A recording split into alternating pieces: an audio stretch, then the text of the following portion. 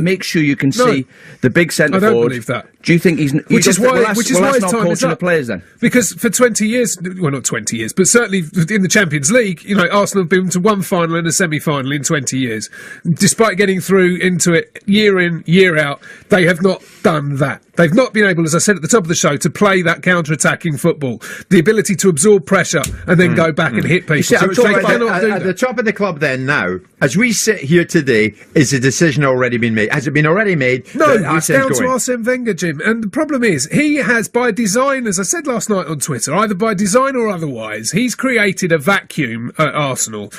There was a time when Pep Guardiola, through his intermediaries, I know this to be a fact because intermediaries who his team were approaching spoke to me about this. Yeah.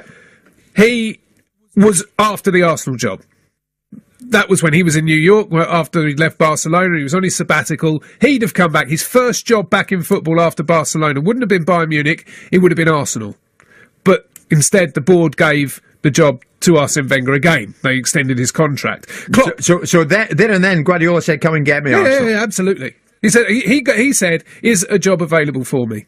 Can I get? Can you know? If I were to make myself available for Arsenal, would you have me?" The board didn't respond. Pep Guardiola gone. Klopp likewise would have come to Arsenal. Didn't want the board didn't want to because Arsene Wenger was signing on. Arsene Wenger is the person who is perfect for Stan Kroenke because he is not going to put pressure on money. He will not spend money if he's told not to spend the money. You try and bring in Simeone, there's no way he'd settle for that. Kroenke won't take him.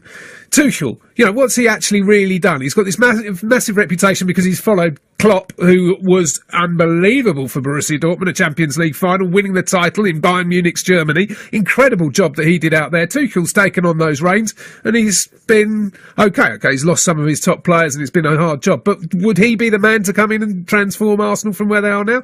No. Allegri, you know, somebody who's taken over Conte's Juventus, you know, somebody else who stepped into the reins of a great manager. So what's the answer? Who's the answer? For me, I'll tell you who my answer is. For me, it's two people, as I said before. It's Sampaoli and Monchi, who have proved that they've done fantastic work at Seville. They're challenging for the title in La Liga. They are going to knock Leicester out of the Champions League. I'm pretty damn sure of that. And they have done that on the kind of resources that Kroenke would demand his management team. Would Sampaoli leave Sevilla for Arsenal? Well, the problem is Barcelona have recognised how good he is and they want him.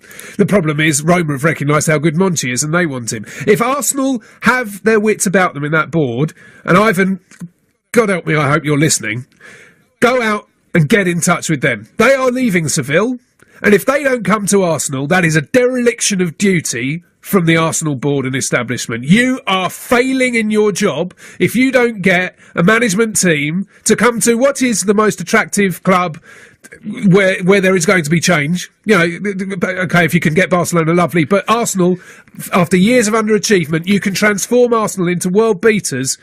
Those two can do it. You can do it, Ivan. Go and get them. I don't actually feel comfortable talking about Arsene Wenger like this, Jim. He's been a brilliant manager over the years, and we're just rubbishing him. I know the fans are frustrated, but it's a change of mentality that's needed. And Ozil is an example of everything that's wrong. 42 million, he can do all the difficult bits, brilliant with the ball.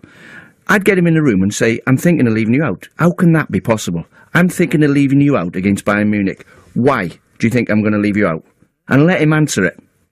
So he'd probably come back and say, well, I can gather that obviously you think they're going to come at us and I'm not very good defensively. Well, get some of it in your game.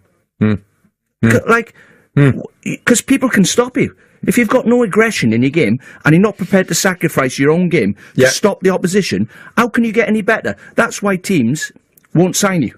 So I'd show him on a DVD and say, how can I be possibly thinking of leaving our best player out? But you talk about DVDs. There's an interview with Harry Kane in today's Telegraph, and in that he points out what Mauricio Pochettino does.